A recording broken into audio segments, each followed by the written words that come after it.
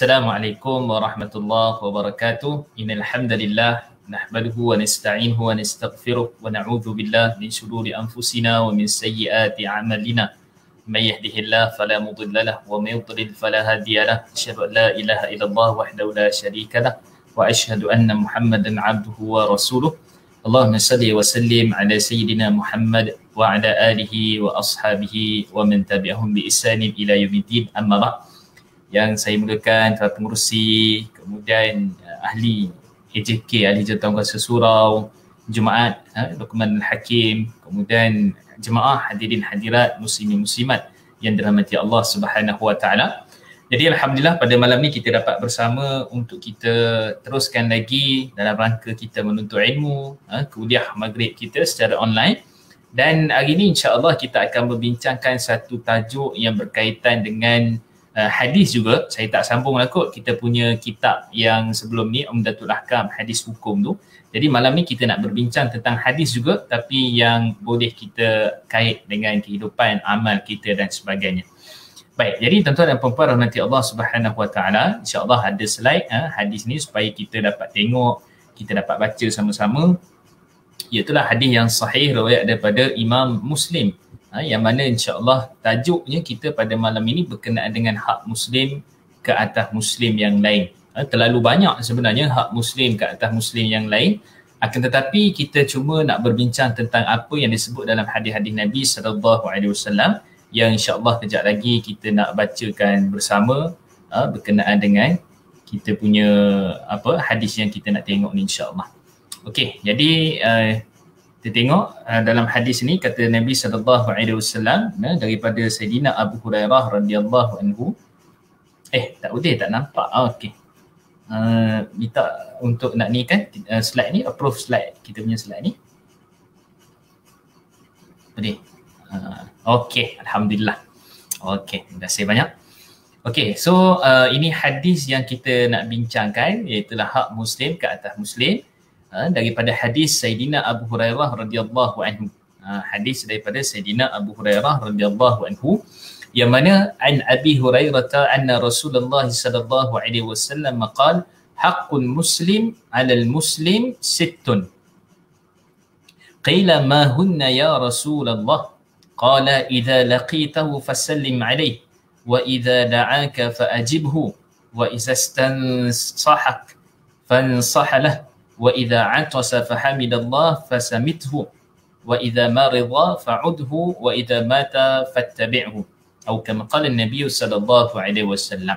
Baik, daripada hadis ini riwayat daripada Sayyidina Abu Hurairah radhiyallahu anhu. Ni kalau tuan-tuan ada persoalan nanti boleh ditanyakan. Saya ada juga soalan insya-Allah nanti, termasuk dalam menziarahi pesakit dan juga mengikuti jenazah, mengiringi jenazah ini. Ramai juga orang tanya tentang salat jenazah ghaib ketika COVID. Iaitulah dalam tempat, mungkin dalam satu daerah, mungkin dalam satu negeri yang sama.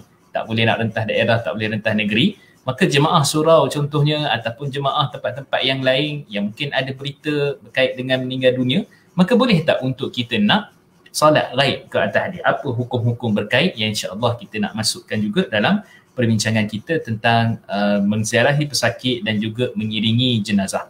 Kalau tuan-tuan ada persoalan dan sebagainya, boleh komen di ruangan komen tu. Kalau ada persoalan, silakan. Mudah-mudahan kita boleh dapat manfaat insya-Allah daripada kita punya kuliah. Okey, so kita terjemahkan dulu. Hadis an Abi Hurairah, daripada Sayyidina Abu Hurairah radhiyallahu anhu, Nabi sallallahu alaihi wasallam bersabda, hak Muslim ke atas Muslim yang lain ada 6. Muslim ke atas Muslim yang lain ada 6. Ditanyakan, apakah itu wahai Rasulullah sallallahu alaihi wasallam? Itulah yang pertama, jika engkau bertemu dengannya, maka ucapkanlah salam. 1. Jika engkau mengundang, maka jika dia mengundangmu, iaitu sebagai tetamu, maka datanglah. Jika dia meminta nasihat kepadamu, maka berilah nasihat. Jika dia bersin lalu mengucapkan alhamdulillah, yang bersin tu dia cakap alhamdulillah, dia ucapkan alhamdulillah, maka doakanlah. Doa apa yang kita nak bacakan itu, yang ringkas, yang dianjurkan dalam sunnah Nabi SAW. Yang ketiga, jika dia sakit maka jenguklah. Yang keempat, jika dia meninggal dunia, yakni maka iringilah jenazahnya. Ini hadis sahih riwayat Imam Muslim. Ada 6 perkara yang insya-Allah kita nak detailkan pada malam ini. Jadi sebelum kita pergi jauh itu ada 2 isu ada 3 isu kat sini.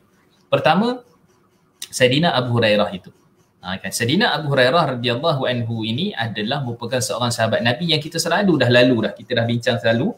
Sebelum-sebelum ni pun kita dah lalu tentang Saidina Abu Hurairah radhiyallahu anhu. Kan jadi Saidina Abu Hurairah radhiyallahu anhu ini ialah berkenaan dengan kisahnya ataupun sejarahnya memeluk Islam itu lewat lebih kurang hampir 2 tahun lebih, hampir 3 tahun. Tetapi kesungguhan dia menuntut ilmu tu khususnya ilmu hadis. Dia selalu datang kepada Nabi SAW dan kemudian selepas Nabi SAW wafat, dia pergi kepada sahabat-sahabat yang besar-besar. Sayyidina Abu Bakar, Sayyidina Umar, Sayyidina Uthman, Sayyidina Ali dan sebagainya untuk belajar ilmu hadis, mengambil hadis, riwayat hadis daripada mereka.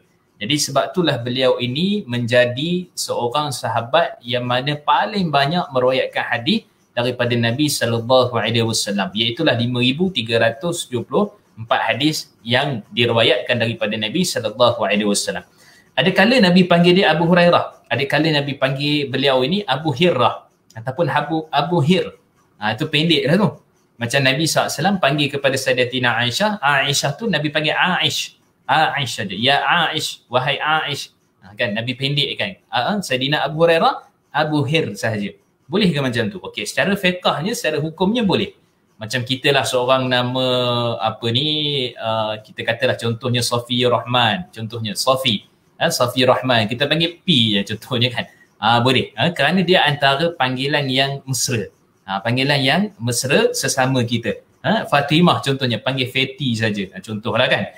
Zakiyah contohnya panggil Kiyah saja, boleh. Secara daripada sudut hukumnya boleh dibenarkan kerana dia panggilan mesra itu. Walaupun kita tahu nama penuhnya Zakiyah, nama penuhnya Fatimah, tapi boleh dipanggil begitu kerana ada rekod Nabi pernah panggil Aish, Nabi pernah panggil Hir kepada sahabat radhiyallahu anhum ajma'in, seperti mana dalam riwayat An-Nasa'i dan yang selainnya. Okey, satu isu. Isu yang kedua, disebut sini hak Muslim. Hak Muslim ke atas Muslim. Hak ni adakah maksudnya wajib? Adakah fardu kifayah? Adakah sunnah? Adakah harus? Ataupun bagaimana? Hak Muslim ke atas Muslim ini. Maka secara umum bila sebut hak Muslim ni dia boleh jadi wajib. Nanti hadis sendiri kita akan tengok boleh jadi wajib. Boleh jadi fardu kifayah. Boleh jadi sunnah. Di 3. Sama ada wajib, sama ada fardu kifayah. Kan? Fardu ain tu maksud fardu ain wajib, fardu kifayah ataupun dipanggil sebagai sunnah. Itu nanti kita akan tengok hak yang kita bincangkan 6 perkara ni nanti insya-Allah. Okey, kemudian yang ketiga isunya sittun 6. Kenapa hadis ni sebut 6 saja? Bukankah banyak lagi kan hak Muslim kita ke atas Muslim yang lain? Hadis ini cuma sebut 6 perkara saja. Kerana menunjukkan bahawa ini adalah darjat yang tinggi, kemuliaan yang tinggi, hak yang tinggi seorang Muslim kepada Muslim yang lain. Itu satu sebab. Yang kedua, kerana fokusnya nak bincang 6 perkara ni. Hadis lain nanti akan sebut 7 perkara. Kan ada hadis lain sebut 6 perkara. Ada hadis lain sebut 10 perkara. Kan jadi perkara-perkara yang seperti itu boleh jadi sunnah, boleh jadi wajib, boleh jadi fardu kifayah berdasarkan apa yang nak difokuskan ketika mana Nabi sallallahu alaihi wasallam menyampaikan apa-apa perkara yang diperintahkan kepada umatnya. Okey. So ini 6 perkara yang insya-Allah yang kita nak tengok pada malam ini. Okey, jom kita tengok dia punya slide-nya. Okey, seterusnya perbincangan hadis. Okey, so kita nak tengok dalam slide ni kita nak tengok 3 terus. Pertama, memberi salam. Yang kedua, memenuhi undangan. Yang ketiga, memberi nasihat. Okey, so kita nak tengok dulu isu yang berkait dengan memberi salam. Ni antara isu-isu yang saya sempat kumpulkan lah. Supaya kita boleh tengok merungkaikan kekusutan ke masalah ke apa, mungkin kita tak berapa jelas daripada sudut fiqh ataupun hukum yang ada di sebalik tentang salam ini. Kita pergi secara ringkas. Yang pertama, hukum beri salam dan jawab salam. Assalamualaikum, waalaikumsalam. Kan? Hukum beri salam dan jawab salam. Kata Imam Nawawi, kata Imam Ibn Mudhir dan banyak kitab-kitab fiqh dalam mazhab Imam Syafi'i, mereka memuktamadkan, mereka menyimpulkan bahawa hukum memberi salam itu adalah sunnah. Hukum sesiapa yang memulakan salam itu adalah sunnah dan sunnah yang sangat dituntut kerana dia doa kan, kerana kesejahteraan, semoga Allah mensejahterakan kamu dan sebagainya. assalam, kan? Salam, selamat ke atas kamu, sejahtera ke atas kamu, maka itu hukum memberi itu adalah sunnah. Yang kedua, jawab salam. Maka menjawab salam ini kata Imam Ibn Munzir dan kata Imam Nawawi dan ramai lagi ulama-ulama yang lain menyatakan bahawa hukum menjawab salam adalah wajib. Hukum menjawab salam adalah wajib. Jadi kalau saya alu-alukan lagi, tuan-tuan dan puan-puan boleh sebar-sebarkan lagi program kita ni. Dan kemudian kalau ada isu-isu permasalahan yang mungkin ada perkara yang nak ditanya, silakan nanti insya-Allah. Okey. So beri salam dan jawab salam. Kemudian yang kedua, lafaz paling sempurna. Lafaz paling sempurna. Dalam hadis riwayat daripada Abu Daud dan juga Nasa'i, Nabi SAW pernah didatangi seorang lelaki. Maka seorang lelaki ni maksudnya seorang, dua orang, tiga orang. Seorang-seorang masuk. Lelaki yang pertama masuk jumpa Nabi SAW, dia bagi salam, Assalamualaikum. Kan Nabi pun jawablah, Waalaikumsalam. Nabi kata apa dia? 10. 10. Nabi kata 10. Masuk pula yang kedua, hadis tu hasan, maksudnya boleh diterima sebagai hujah. Masuk pula yang kedua, dia pun bagi salam pada Nabi, Assalamualaikum warahmatullahi. Assalamualaikum warahmatullahi. Kemudian Nabi SAW menjawab 20. Kemudian ada lelaki yang ketiga, dia pun bagi salam, Assalamualaikum warahmatullahi wabarakatuh. Tambah wabarakatuh, maka Nabi kata 30. Kan jadi di situ menunjukkan bahawa siapa yang bagi salam penuh, katalah contoh tengah khutbah Jumaat, tengah jumpa kawan-kawan, tengah sekian-sekian, kita bagi salam, Assalamualaikum warahmatullahi wabarakatuh, maka baginya 30 pahala, kata Nabi SAW. Itu lafaz yang paling sempurna, Assalamualaikum warahmatullahi wabarakatuh. Kan itu isu yang kedua. Isu yang ketiga, ringkaskan tulisan salam. Ni biasa kita buat kan, kita bagi Assalamualaikum warahmatullahi wabarakatuh. Itulah pahala yang lebih, kerana Assalamualaikum warahmatullahi wabarakatuh. Tetapi kita tulis tu SLM, jawab pun WLM kan, atau WSLM. Adakah pahala kita meringkaskan salam itu? Para ulama dulu berbincang. Antaranya Syekh Abu Ala Al-Maududi. Para ulama juga berbincang, antaranya ramailah di kalangan para ulama. Mereka menyatakan, boleh tak satu orang bagi salam, dia kata assalam saja. Assalam dengan tulisan Arab, alif lam sim lam alif mim, assalam. Ataupun dalam bahasa Melayu kita bukan eja penuh, Assalamualaikum warahmatullahi wabarakatuh, tak eja penuh. Eja assalam, SLM kan, SLM, kemudian WRT, WBT kan, assalam warahmatullahi wabarakatuh. Maka daripada sudut perbincangannya, lafaz ini adakah dibenarkan, diharuskannya? Jawapannya yang paling afdal, paling sempurna, kita tulis penuh. Nak dalam bahasa Arab. Kan kita sekarang dah canggih dah, ada dia punya lambang, ada dia punya kartun-kartun yang bagi salam apa semua tu kan, kita dah ni lafaz penuh Assalamualaikum. Saya ingat itu satu kemodenan yang lebih baik, lebih bagus. Kita bagi Assalamualaikum itu. Kalau dapat kita gunakan itu. Ataupun nak type Assalamualaikum warahmatullahi, sekejap lagi nak bagi salam apa, copy je lah. Cut paste je kan, masuk kat tu, bagi salam dulu, cerita apa benda yang kita nak. Lebih afdal kita bagi salam penuh. Tapi kalau tak dapat penuh pun, SLM, dia berdasarkan kepada niat kita. Kerana niat kita ni bagi salam tu salam penuh lah. Maksudnya Assalamualaikum warahmatullahi wabarakatuh lah. Itu maksud dia. Cuma lafaz tambah ta'ala tu daripada sudut bahasa Arab tak apa tepat. Assalamualaikum warahmatullahi ta'ala wabarakatuh. Ta'ala tak perlu. Kan ta'ala tak perlu. Kadang-kadang ustaz-ustaz pun dia tersilap juga. Kan ada ustaz yang Assalamualaikum warahmatullahi ta'ala wabarakatuh. Ta'ala tu sebenarnya tak perlu pun. Kan. Jadi yang paling lafaz sempurna yang Nabi bagi tahu, Assalamualaikum warahmatullahi wabarakatuh. Adapun short form yang kita gunakan tu, dia kembali kepada niat. Ada orang guna voicemail, ada orang bagi salam tu bahasa Arab Assalamualaikum, ada orang tulis bahasa Melayu Assalamualaikum warahmatullahi. Semua tu berdasarkan niat nak beri salam, dapat menyebarkan salam, menyampaikan salam, dan mudah-mudahan dengan sebab itu dapat pahala insya-Allah. Okey, isu yang keempat. Jawab non-Muslim bagaimana? Jawab salam lah. Jawab salam non-Muslim. Kemudian jika dalam majlis tu bercampur. Katalah kita ada buat program ke apa kan, program kat pejabat ada Muslim. Contohnya kita ada buat meeting ke Kan kita nak present paper, ni group kita lah, Zoom ke apa ke, kita nak present paper. Kita tahu kita ada kawan yang non-Muslim. Kita ada kawan Muslim tu lebih ramai lah. Okey, itu antara isu. Okey, yang pertama, jawab non-Muslim bagaimana? Pertama sekali, kita memberi salam kepada non-Muslim, agama tidak membenarkan. Dalam hadis riwayat Imam Al-Bukhari, kata Nabi SAW, la tabda'u al-yahuda wan nasara bis salam.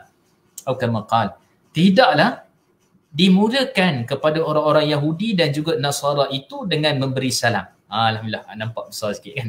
Dengan memberi salam. Maka orang-orang, kita tidak boleh memulakan kepada orang-orang Yahudi ataupun Nasara untuk kita memberi salam kerana Nabi cegah, Nabi tak bagi. Tetapi kalau dia bagi salam, contohlah kawan kita non-Muslim jawab telefon ke apa kan, dia bagi salam, Assalamualaikum. Okay. Dia tahu kan budaya, dia ingat budaya, rupanya itu adalah agama kita. Syiar kita bagi salam tu. Jadi dia boleh Assalamualaikum. Maka kita nak jawab ataupun tak. Maka kata Nabi SAW dalam hadis Aisyah, dalam hadis riwayat Imam Tirmizi dan sebagainya, sahih, menyatakan kamu jawab faqulu wa'alaikum. Kamu jawab wa'alaikum saja. Jangan jawab wa'alaikumussalam, jawab wa'alaikum. Dah dia bagi, nanti terasa hati pula kan. Maka Nabi ajar kita jawab saja wa'alaikum kepada non-Muslim yang memberi salam kepada kita. Okey. Itu isu yang pertama pada soalan yang keempat. Soalan keempat. Kemudian jika bercampur, ni dalam majlis. Dalam majlis, dalam meeting ke, online ke apa semua, non-Muslim ada, kawan-kawan kita yang tak, yang Muslim pun ada. Jadi kalau ada macam tu, maka para ulama antara disebut oleh Imam Nawawi dan sebagainya, dia boleh beri salam secara umum, iaitulah niatnya kepada orang Muslim itu. Jadi dia bagi salam macam biasalah, tapi niat dia tu supaya beri kesejahteraan kepada orang Muslim. Kan, Assalamualaikum warahmatullahi wabarakatuh, dengan niat memberi salam kepada orang Muslim. Maka boleh bagi salam dalam keadaan perkumpulan ataupun dalam keadaan meeting ke masyarakat ke apa yang bercampur di antara Muslim dengan bukan Muslim, tapi dengan niat kita bagi salam sejahtera kepada Muslim. Okey, kemudian seterusnya, turutan memberi salam. Turutan memberi salam. Ada hadis yang sahih dalam riwayat Imam Muslim dan sebagainya, yang mana Nabi SAW peringatkan kepada kita, ar-rakib 'alal mashi, orang yang mana sedang berjalan, orang yang mana sedang berkenderaan, membagi salam kepada orang yang berjalan. Kan? Jadi ada turutan-turutan dekat situ. Kemudian juga kata Nabi SAW, wal mashi 'ala qa'id, dan orang yang tengah berjalan, dia bagi salam kepada orang yang tengah duduk. Dan kemudian juga kata Nabi SAW, Nabi menyatakan kepada kita wal kabiru 'ala saghir, dan orang yang besar, orang yang berumur, yang veteran, yang tua di kalangan kamu, bagi salam. Orang yang kecil ataupun orang yang muda, saghir 'ala kabir, membagi salam kepada orang yang tua di kalangan kamu. Itu turutan-turutan yang ada lah. Cuma yang paling terbaiknya ialah orang yang memulakan salam. Kan itu secara turutan, tapi katalah contohnya yang berjalan tadi, dia bagi salam pada orang yang menaik kenderaan dulu. Kan, ataupun kita kata contohnya, iyalah kadang-kadang tu dekat kita punya perumahan tu kan, dekat perumahan tu kan, kita tengah berjalan pergi kedai je, jalan kaki kat depan tu, jumpa kawan kita tengah naik kereta kan, kita bagi Assalamualaikum, contohnya bagi salam kat dia kan. Bukan tepi highway tuan-tuan, jangan buat pasal tunggu tepi highway bagi salam Assalamualaikum, bukan. Maksudnya sini yang kita jumpa lah jiran-jiran kita tengah bawa kereta apa semua, bagi salam. Maka afdalnya memang seperti mana yang disebutkan dalam hadis tadi. Kan, maksudnya apa? Yang berkenderaan bagi salam kepada yang berjalan, yang berjalan bagi salam kepada yang duduk, kemudian yang besar bagi salam, yang kecil bagi salam kepada orang yang besar dan sebagainya. Tapi siapa-siapa yang memulakan salam, maka itu yang paling terbaik. Seperti mana Nabi SAW selalu memulakan salam. Walaupun Nabi itu Nabi darjatnya, tetapi dengan para sahabat Nabi selalu memberi salam, dan itu antara benda yang kita nak cari pahala, memulakan pahala dulu dengan kita memberi salam yang pertama, yang awal. Okey, kemudian isu yang seterusnya, kirim salam bagaimana? Kan ni biasa kita sebut tentang kirim salam. Kirim salam kat dia, kena salam kat dia, kirim salam dekat mak kan contohnya, dan seterusnya lah. Kirim salam ini hukumnya adalah sunnah. Kan, mana dalilnya Ustaz? Main cakap je. Ada dalilnya tuan-tuan. Hadis riwayat daripada Sayyidatina Aisyah radhiyallahu anha dalam Sahih Muslim, ketika mana Nabi SAW berjumpa dengan Jibril. Jumpa dengan Jibril, kemudian Jibril itu sampaikan salam kepada Sayyidatina Aisyah. Kan, kata Nabi SAW, hadha Jibril yaqra'u salam alayki. Kan ini adalah Jibril menyampaikan salam kepada kamu dengan lafaz wa assalamualaikum warahmatullahi wabarakatuh. Kan maksudnya lebih baik, lebih utama kalau kita nak berkirim salam, kita sebut situ dengan lafaz assalamualaikum warahmatullahi. Itu lebih baiklah, maksudnya kita menyampaikan salam yang kita bagi tu kan, assalamualaikum warahmatullahi tu ni sampaikan. Kan sampai kalau sebut hanya sekadar kirim salam, dia tak berapa perfect, tak berapa sempurna. Sebab dalam hadis tu seolah-olah menyebut bahawa Jibril kata assalamualaiki, kan, ataupun kita kata assalamualaika ataupun assalamualaikum. Jadi maksudnya kalau kita nak berkirim salam, kita sebut dengan lafaz assalamualaikum, sampaikan salam kepada sahabat kita. Contohnya gitu. Itu lebih baik, lebih sempurna bila mana kita berbincang tentang isu yang kita sebutkan ini. Okey, terus. Okey, boleh? Ada persoalan? Bagaimana nak jawab kepada bukan Muslim yang hantar WhatsApp Assalamualaikum warahmatullahi setiap hari? Mungkin Ustaz kenal dia, bekas studio director Rush program Tanyalah Ustaz. Kenal sangat lah. Dia selalu juga forward poster-poster berkait dengan dakwah apa semua kepada saya. Kalau dia bagi salam Assalamualaikum, kita jawab Waalaikum saja. Tulis Waalaikum. Jangan tak jawab Waalaikum. Berdasarkan hadis Aisyah tadi, maksud Waalaikum ke atas kamu juga. Maksud Waalaikum ke atas kamu juga. Sebab ada satu peristiwa, Sayyidatina Aisyah ketika mana orang-orang Quraisy, orang yang tak suka dengan Nabi ni, kan, dia kata dekat Nabi apa? Sammu alaikum. Dia kata dengan ni, sammu alaikum, maut racun ke atas kamu. Dia bagi macam tu kat Nabi. Bunyi macam assalamualaikum kan? Assalamualaikum dengan sammu alaikum. Sam tu masuk racun, maut ke atas kamu. Waktu tu tengah berjalan dengan Sayyidatina Aisyah. Sayyidatina Aisyah jawab alaikum la'nah. Alaikum la'nah. Kan, maksudnya ke atas kamu juga laknat. Kata Nabi SAW, ya Aisyah, mahlan ya Aisyah, innallah yuhibbur rifq. Sabar Aisyah, relax Aisyah, kerana Allah sukakan kelembutan. Maka faqulu wa'alaikum, maka jawab saja wa'alaikum pada waktu itu. Jadi kalau ada non-Muslim, SMS ke apa, jawab je lah, tulis je wa'alaikum, berapa huruf saja, tulis je wa'alaikum, tak perlu tulis salam itu. Maka itu antara jawab macam mana kita nak jawab kepada kawan-kawan kita yang non-Muslim itu, supaya dia tak terasa. Kata kat dia nak jawab penuh masuk Islam. Okay? Nampak Uncle Rush tu, saya kenal baik juga dengan dia, nampak dia suka nak pergi dekat kepada Islam ni, insyaAllah. Mudah-mudahan lah, doa supaya dia masuk Islam. Mudah-mudahan, amin ya Rabb. Okey, kemudian seterusnya kita pergi kepada kalau ada persoalan nanti, terima kasih kepada Tuan EJ tadi. Kalau ada persoalan nanti, teruskan lagi, boleh tanya. Okey, penuhi undangan. Okey, so isu yang kedua, memenuhi undangan ini ada berapa perkara yang kita nak bincang. Pertama sekali, undangan apa dan hukumnya, kita masuk terus. Adakah semua jenis undangan perlu hadir? Yang tu, kita pergi dua dulu. Undangan apa? Kalau yang ketiga tu, jika jemputan umum macam mana? Forward je dalam grup WhatsApp. Forward je dalam grup sekian-sekian. Tapi kalau forward dalam grup family, jangan kata ni umum ni kan. Along ajak umum, ada grup family semua lah kan. Ni kalau grup taman ada 500 orang ke, grup Telegram ke apa dalam tu kan. Yang tu umum. Itu umum. Okey. Ada umum dengan khusus ke? Nanti kita bincang. Yang keempat, hukum hadir tanpa dijemput. Ni ramai juga orang tanya. Pergi makan kenduri kan. Pergi makan kenduri tapi tak dijemput. Jadi daripada sudut hukumnya bagaimana? Okey, so kita pergi yang pertama. Undangan macam mana?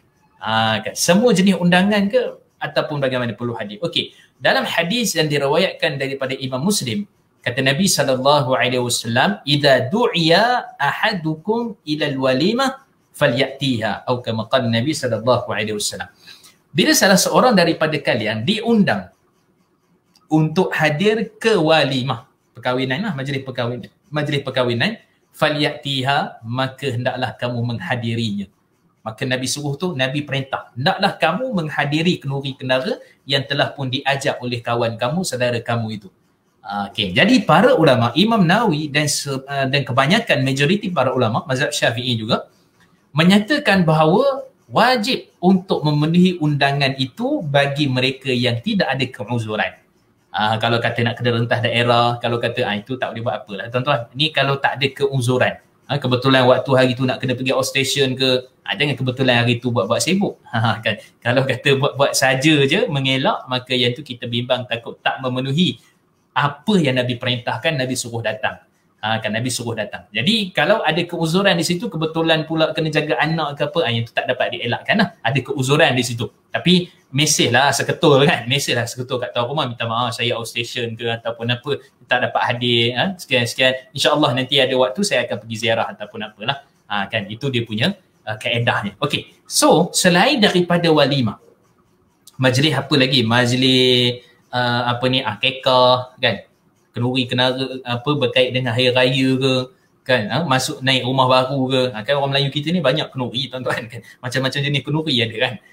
Kan jadi kenduri-kenduri yang tu maka hukumnya adalah sunnah saja untuk dihadiri. Kan maksud dapat pahala lah, kita memenuhi ajakan orang, undangan orang, marilah kita nak buat apa, akikah bila tu hujung bulan ni contohnya, ataupun awal bulan nanti, awal bulan 9, maka memenuhi undangan yang seperti itu maka hukumnya adalah sunnah. Tapi kalau walimah dengan beberapa syarat. Pertama, walimah itu tidak mengandungi perkara-perkara maksiat. Walimah itu tidak mengandungi perkara-perkara maksiat dan dosa.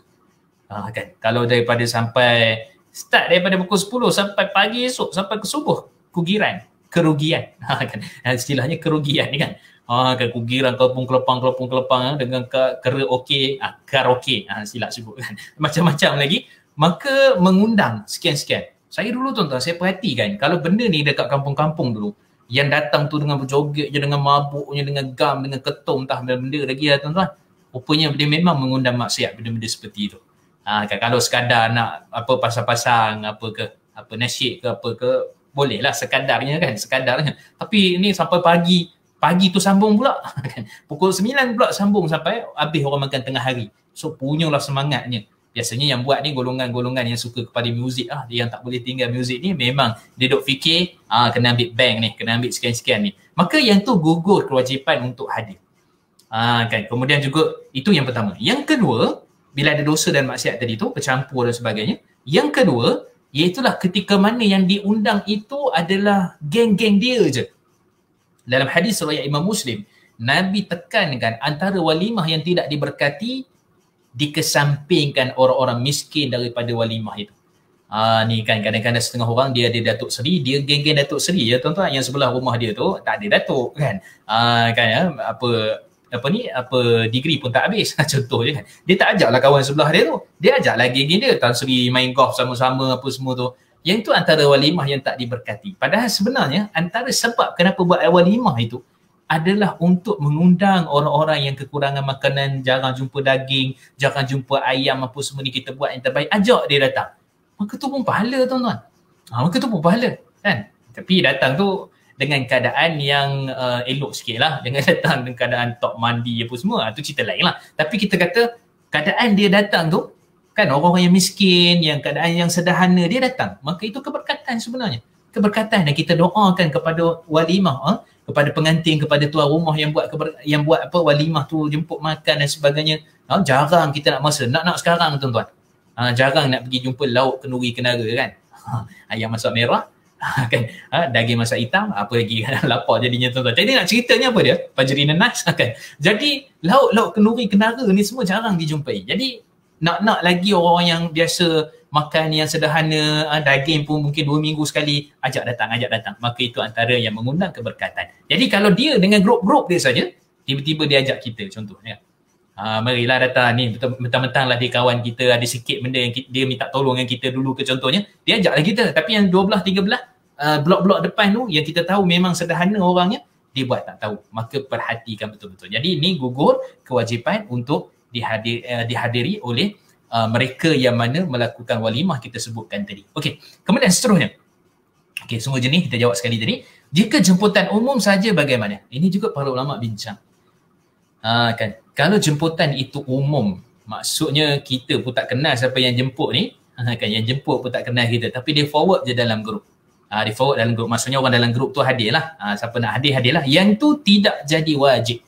Yang itu tidak jadi wajib, maka hukumnya adalah sunnah saja untuk kita hadiri, hatta walimah yang dia jemput tu sekalipun. Tapi kalau dia tu personal WhatsApp kita, itu ya. Sekarang ni semua dah canggih kan, WhatsApp kita, Telegram kita, personal dia, message kita contohnya. Personal dia PM kita dekat Facebook contohnya, PM ke DM ke, tak kira lah kan. Maka yang tu hukumnya jatuh wajib. selagi mana kita tak ada keuzuran. Kalau ada keuzuran cerita lain lah. Kan, jadi kita kena hadir. Sebab dia memang kenal kita, memang dia nak kita hadir lah tu. Memang dia ajak personal. Kawan-kawan kita kena sebagainya. Tapi kalau hanya sekadar dalam grup umum ke, kita pergilah. Tapi jangan pula, ni kadang-kadang ni masalah juga tuan-tuan. Dia tak ajak aku personal pun, setakat forward dalam grup tu, patut ajaklah personal, baru semangat nak datang. Ada juga yang jenis macam tu, tuan-tuan. Kadang-kadang tu tak sempat nak forward seorang-seorang kan. Pengantin sibuk, kan, dan seterusnya. Jadi kena tengok juga dia punya keadaan. Tapi kita kata kalau sekadar forward umum saja, maka hukumnya adalah sunnah. Tapi kalau ada personal dan sebagainya, dia mesej apa semua kita, maka kalau kita tidak ada keuzuran, maka wajib untuk kita menghadirinya. Okey. Waalaikumsalam warahmatullahi yang bagi salam dan seterusnya. Kemudian, okey, ada persoalan ni. Boleh ke jawab salam dari sahabat bukan muslim sebab sebutannya terang dan juga jelas? Tadi kita dah sebut dah di awal tadi, kita yang dibagi salam tu Assalamualaikum, dia bagi salam tu kita jawab Waalaikum saja.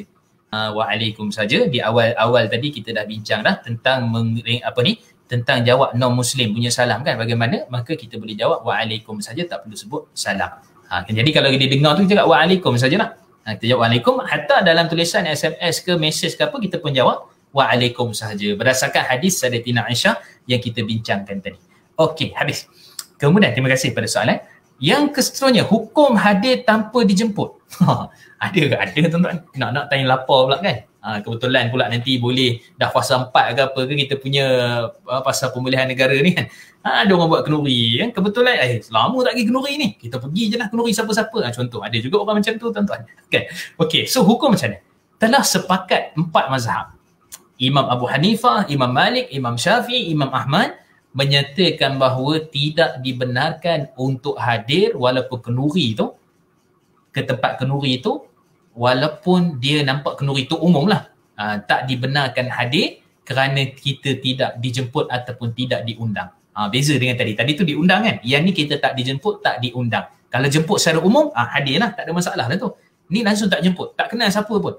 Kerana antara sebabnya ialah kadang-kadang tu daripada sudut orang yang hadir tu, daripada sudut kuantiti makanan dia dah cukup-cukup contohnya kan, kemudian daripada sudut persediaan, daripada macam-macam lagi, dan kita pula datang dalam keadaan yang seperti itu. Dalam hadis yang diriwayatkan Imam An-Nasa'i, kan, hadis ini statusnya hasan, maksudnya boleh jadikan hujah.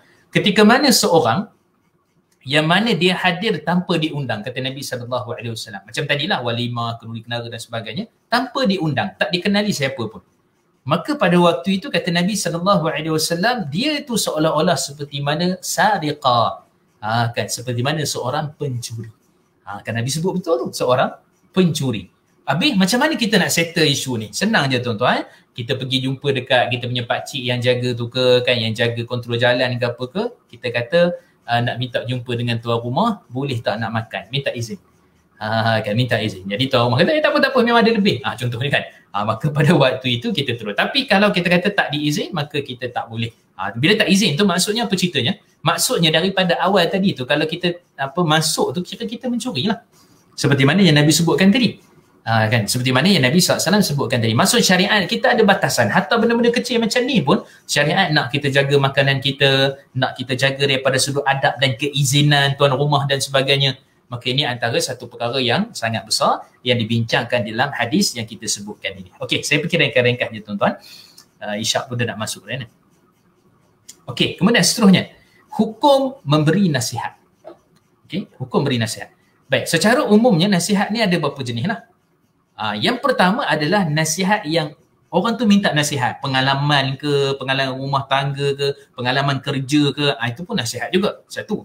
Yang kedua adalah bila kita melihat kemungkaran dan ada benda yang tak kena, kan, perkara-perkara yang mendatangkan dosa dan sebagainya.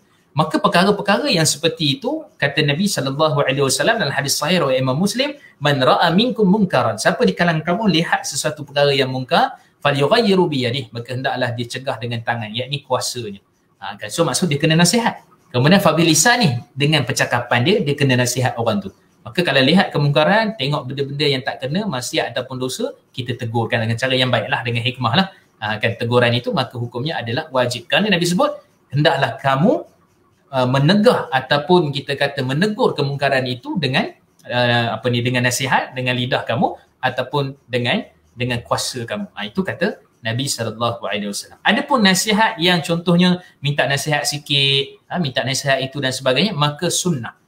Sunnah untuk kita bagi nasihat sekadar apa yang kita faham dan yang kita tahu. Sekadar apa yang kita faham dan yang kita tahu. Ada dua perkara pula dekat sini. Ada kadang-kadang perkara tu berbentuk dunia. Kan pengalaman ke tanya apa kita sebutkan tadi. Yang kedua, kadang-kadang berbentuk unsur nasihat kepada agama. Maka nasihat kepada agama ni apa yang kita tahu kita nasihatkan. Sebab apa? Dalam Quran menyatakan apa? Watawasau bil haqq. Maka hendaklah kamu berpesan-pesan, nasihat menasihati kepada kebenaran, iaitulah tauhid ataupun keimanan akidah kita kepada Allah Subhanahu wa taala. Maksudnya saling. Kalau saya silap, nasihatkan saya. Kalau tuan-tuan silap, kita nasihatkan sama-sama. Jadi itu antara dia punya proses berkaitan dengan hukum memberi nasihat. Kemudian nasihat apa?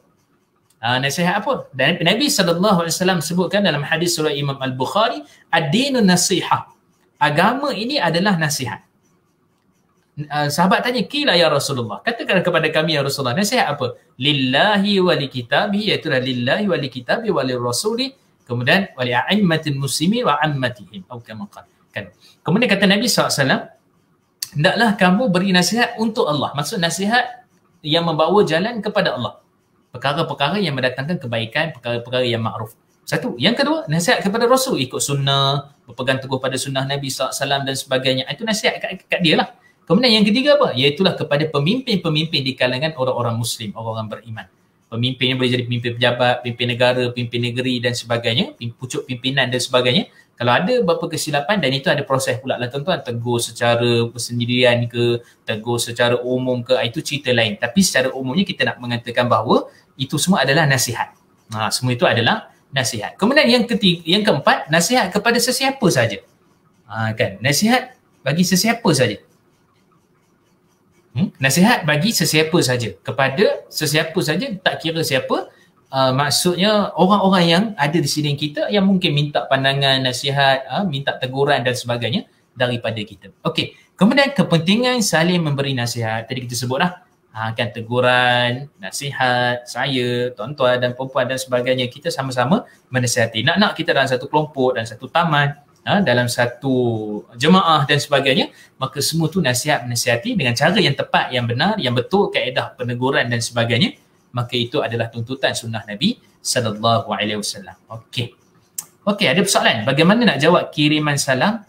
Adakah ada perbezaan menjawab kiriman salam dari lelaki atau perempuan, atau jawab waalaikumsalam saja? Cantik soalan.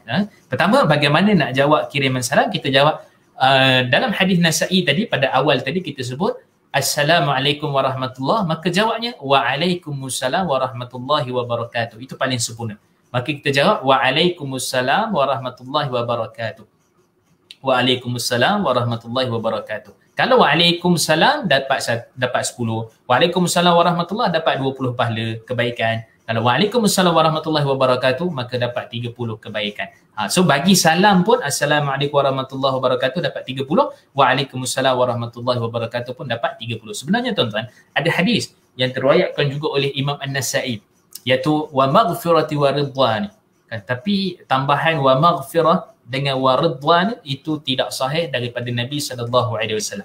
Tapi kalau ada orang bagi salam, contoh dia bagi salam panjang tuan-tuan, Assalamualaikum warahmatullahi wabarakatuh wa ridwanuhu wa maghfiratuhu wa ridwanuhu. Kita nak jawab apa? Ringkas Waalaikumsalam lah. Tapi kita nak jawab Waalaikumsalam warahmatullahi wabarakatuh wa maghfiratuhu wa ridwanuhu pun boleh, tak ada masalah. Tapi tambahan wa maghfirah dengan wa ridwan itu adalah tambahan yang tidak sahih. Tapi yang paling tepatnya, yang paling kuatnya di dalam riwayat Waalaikumsalam warahmatullahi wabarakatuh. Okey, kemudian tadi soalan yang kedua tentang isu perempuan, lelaki perempuan. Perlu tukar tak kata ganti nama? Kalau perempuan dia jadi ki Assalamualaikum. Kalau lelaki Assalamualaika. Perlu ataupun tidak? Jawapannya tak tukar pun tidak jadi masalah. Kan, sebab lafaz yang asal tu memang Assalamualaikum. Lafaz tu yang asal memang Assalamualaikum warahmatullahi. Kita bagi salam tu kum je. Kum tu termasuk sekali lelaki perempuan. Maksudnya jawab salam lelaki pun kum, jawab salam perempuan pun kum. Sebab dia hanya kata ganti nama saja. Macam kita solat, kita solat seorang. Kita tak baca ihdini, tunjukkan aku. Tetap kita baca ihdina. Menunjukkan lafaz asal dalam Quran itu ihdina.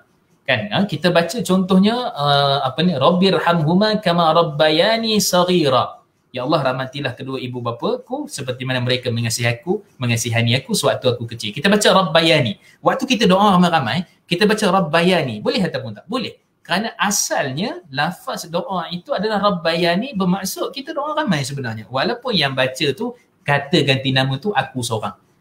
Kan boleh faham tuan-tuan? Okey, contoh lain. Kita baca Rabbana atina fid dunya hasanah. Ya Allah, berikanlah kami kebaikan di dunia akhirat. Kita solat seorang-seorang, kita baca Rabbana atina juga. Kita tak baca Rabbana atini. Kan jadi kita kata lafaz asal Assalamualaikum, maka lelaki perempuan pun kita boleh bagi salam Assalamualaikum warahmatullahi wabarakatuh. Tapi adalah contoh kalau nak bagi Assalamualaiki bagi perempuan pun betul, tak ada masalah dari sudut kaedah. Assalamualaika pun betul bagi seorang lelaki. Kalau dua orang, Assalamualaikuma. Assalamualaikum. Laki dengan perempuan bagi sama. Maksudnya dua orang lelaki Assalamualaikum, dua orang perempuan, dua orang lelaki juga Assalamualaikum, dua orang perempuan juga Assalamualaikum. Assalamualaikum. Tak apalah kalau kita nak tukar tu. Kan kita tahu sikit-sikit bahasa Arab, nak tukar tidak jadi masalah. Tapi kalau kekal pun laki Assalamualaikum, perempuan pun Assalamualaikum, tidak jadi masalah. Okey. Last tuan, kita ambil sikit lagi. Menjawab bersih. Okey, ni saya ringkaskan sebab kita pun masa pun dah ni kan. Cubalah, saya cuba sebelum pukul 9 lah kita berhenti sebelum solat isyak. Okey, menjawab bersin. Tadi Nabi sebut tadi wa idza atasa, bila mana kamu dalam keadaan bersih, sahabat kamu bersih, maka dia berkata alhamdulillah. Dia bersih tu action kan. Dia pun kata alhamdulillah. Maka sunnahnya, lafaznya, hukumnya adalah di sisi mazhab Imam Syafi'i sunnah balik untuk kita nak jawab.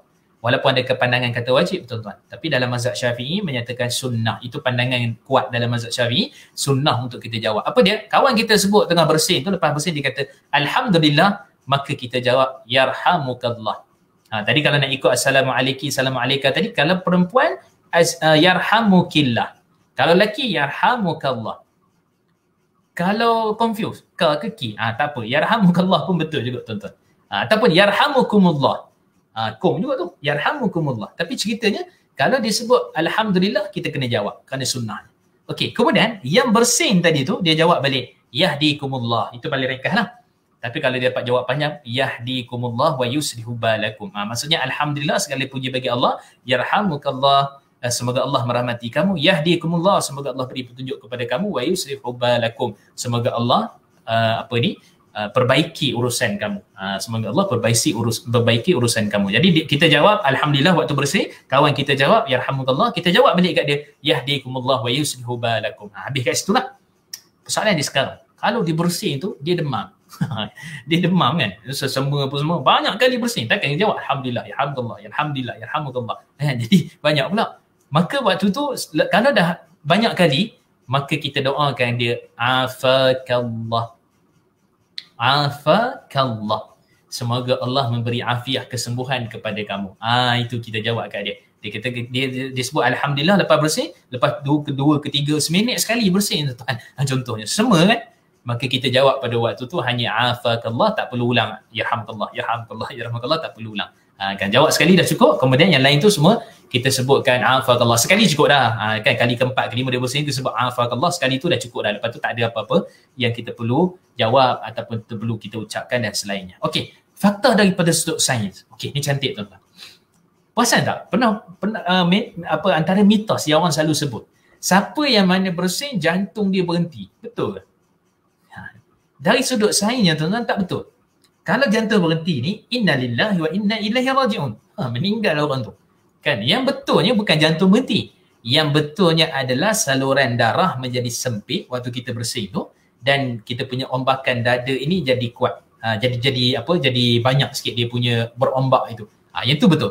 Tapi jantung berhenti tu sudut sainsnya tuan-tuan bacalah kat mana-mana pun faktanya tidak tepat. Itu adalah satu mitos. Itu satu. Yang kedua, kita punya bersin ni, fakta sains ni takkan berlaku waktu kita tidur kerana REM.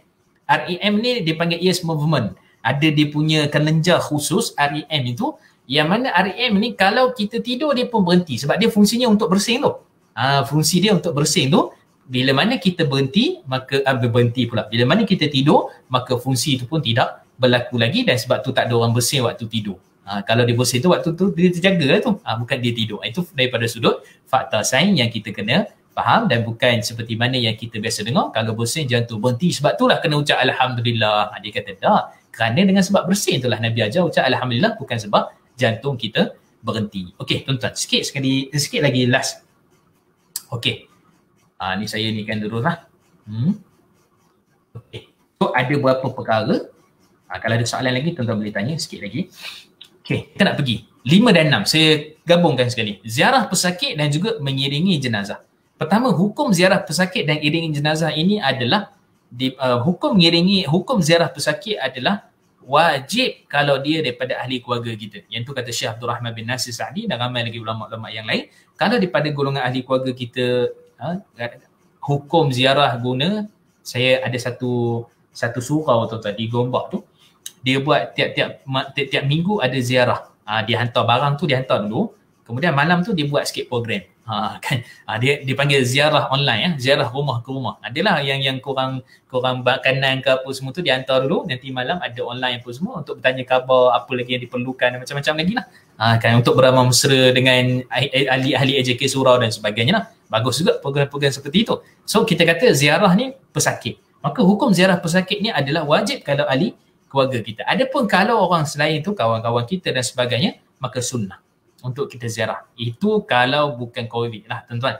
Kalau COVID ni pun apa benda pun dah terhalang kan. Okey, kemudian mengiringi jenazah ini hukumnya adalah fardu kifayah. Fardu kifayah. Seorang buat, orang lain tak payah. Tapi kita nak jadi orang yang buat tu, bukan nak jadi orang yang tak payah. Tu kena faham tuan-tuan. Sebab ada setengah orang ni dia nak yang tak payah. Yang tak payah tu yang dia nak. Kan, yang tak payah tu dia nak, bukan dia nak yang buat tu. Itu silap. Sepatutnya yang buat itulah yang kita nak kejarkan. Okey, itu secara umum tentang hukum ziarah pesakit dan juga mengiringi jenazah. Okey, kemudian ada ziarah pesakit ni kita pun tahu kan, pakaian menutup aurat, kemudian apa, kita beri semangat kat dia, doakan dia la ba'sa tuhuru insya-Allah, tak mengapa, moga-moga cepat sembuh insya-Allah, syafakallah syafakumullah, moga Allah beri cepat syafi'an, ataupun kita kata syafaat, sembuh kepada kamu. Itu antara adab-adab ketika mana kita mengiringi ataupun menziarahi pesakit. Okey, kemudian yang ketiga, adab pesakit yang nazak, kata Nabi SAW, kan ni kalau contohlah kita dapat ramai kan, hari ni semalam 300 lebih, hari ni pun dekat 300 lebih kan, 200 lebih, jadi banyak meninggal ni, dan kadang-kadang tu termasuk dengan jiran-jiran sahabat kita dan sebagainya lah. Kan, kalau ada pesakit yang tengah nazak ini biasanya panggilan call ke apa ke kan, nurse tolong jawab ke apa, kita nak talqin kan, itu yang terbaik. Kata Nabi SAW dalam keadaan seperti itu, laqinu mautakum la ilaha illallah, hadis sahih riwayat Imam Tirmizi dan sebagainya, dan kamu talqinkanlah di kalangan orang yang nazak di kalangan kamu itu dengan la ilaha illallah. La ilaha illallah. Kita talqin tu tuan-tuan, bukan kita ajar dia sampai dia boleh sebut. Tu kadang-kadang ada semua orang dia silap faham. Dia goyang ke? Talqin ni, dengar ni. La ilaha illallah. Tak, bukan macam tu. Kata Imam Nawawi, mazhab Syafi'i, jangan paksa dia. Kita bisik je kat telinga dia tuan-tuan. Kita kata la ilaha illallah. Kita bisik je macam tu. Jangan kita sebut kan. Kan kita kita kata dalam keadaan latif, dalam keadaan lemah lembut. Kita kata ni ikut ya la ilaha, macam tu lah. Kan dia kata ni kenapa tak ikut? Jangan tuan-tuan. Kan itu satu. Yang kedua pula, lafaz kita, kenapa la ilaha illallah, kenapa tak ada Muhammadar Rasulullah? Tu kan pun ramai juga kadang-kadang orang duk tanya. Kerana kata Imam Nawawi rahimahullah, ulama besar dalam mazhab Syafi'i kita ni, cukuplah dengan lafaz la ilaha illallah itu, kerana sesiapa yang mana telah percaya Tuhan selain Allah, maka sudah tentu cara nak ibadah dia itu mesti mengikut sunnah Nabi yang mana melalui wahyu hadis-hadis Nabi SAW. Maka dirangkum dah sekali. Kalimah la ilaha illallah mencakupi Muhammadur Rasulullah. Sebab ni waktu nak meninggal dunia. Tapi kalau syahadah biasa tu kena syahadah lah. Kena syahadah. Maksudnya yang meninggal dunia ni insya-Allah Islam, Muslim, dia faham dah. Mengucap tu memang la ilaha illallah Muhammadur Rasulullah. Okey, yang keempat, kelebihan mengikuti menguruskan jenazah. Yang ini tuan-tuan satu perkara yang sangat besar. Nabi SAW sebutkan kebaikannya adalah mendapat qirat. Kan siapa yang solat jenazah, mengiringi jenazah sehingga ke kubur dan sebagainya, pahala dapat satu qirat. Setiap satu qirat. Kalau buat iring ke kubur, pergi ke bumi, kemudian solat kan 2 qirat. 2 qirat. Kata Nabi SAW, Dan itulah satu perbuatan Saidina Abdullah bin Umar ketika dia tak tahu lagi rupanya solat jenazah ni satu benda yang sangat besar, mengiring jenazah satu benda yang sangat besar. Dia pun pergi tanya kepada Sayyidatina Aisyah, betul ke Nabi sebut dapat pahala sebesar Qirat? Qirat ni tuan-tuan sebesar Gunung Uhud. Gunung Uhud tu 8 ke 7 kilometer dia punya besar ni tuan-tuan. Kan dia punya tempat asal tu, tempat perang Nabi sallallahu alaihi wasallam. Okey. So start daripada tu Saidina Aisyah kata betul Nabi sebut macam tu. Saidina Umar menangis. Saidina Abdullah bin Umar, anak kepada Saidina Umar Khattab itu menangis. Dia kata telah luputlah begitu banyak Qirat daripada amalan aku. Kan. So maksud laki ke perempuan ke kat Mekah ke nanti ni kan dah buka dah apa sebagainya kan, ada rezeki nak pergi ke Mekah ke mana, maka kalau ada urus jenazah tu bukan dekat Mekah je, dekat Malaysia ke dekat mana pahalanya tetap sama ketika mana kita solat jenazah. Okey, last sekali tuan-tuan, isu berkaitan dengan solat ghaib kepada orang-orang yang mana meninggal dalam keadaan COVID tadi tu. Kadang-kadang bukan orang jauh tuan-tuan, jiran selang 3 biji rumah kita boleh ke solat ghaib. Pertama sekali, nampak mazhab Imam Syafi'i menyatakan bahawa ini disebut oleh Imam Nawawi, disebut oleh Imam Ad-Dimyati dalam kitabnya I'anatul Talibin, disebut juga oleh ulama-ulama Nusantara dalam kitab Nihayatul Zin, iaitu Syekh Abdul Samad Syekh Al-Fatani Al-Fatani. Kita selalu ulama daripada Fatani kan. Jadi semua kebanyakan mereka ni menyatakan kalau negeri yang berlainan diharuskan. Kalau negeri yang berlainan diharuskan. Kalau daerah yang sama, kalau tempat yang sama dibenarkan dengan syarat masyaqqah, ada kesukaran.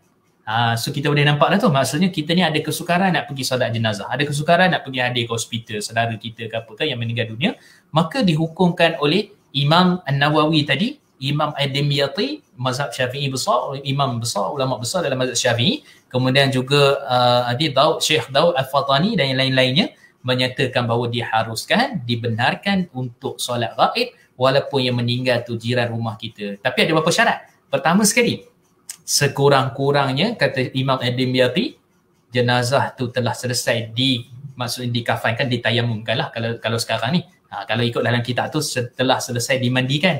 Kan, tapi dalam konteks kita sekarang ni maksud dah tayamum tu kira selesai lah. Kan, tapi ada setengah orang nak lebih prefer lagi, dia kata dah kebumikan baru kita solat. Boleh juga, tak ada masalah tu. Boleh juga, tidak ada masalah kerana itu keterbatasan had waktu tu. Kalau dah dikebumikan lebih baik, tapi sekurang-kurangnya waktu kita nak solat itu jenazah telah pun dimandikan dan kemudian kita solat jenazah. Sebab apa? Sebab lepas mandi kan kita solat jenazah. Itu dia punya. Maksud lepas tayamum tu kan petugas perlawanan akan solat jenazah, maka pada waktu tu dah dibenarkan untuk kita solat jenazah.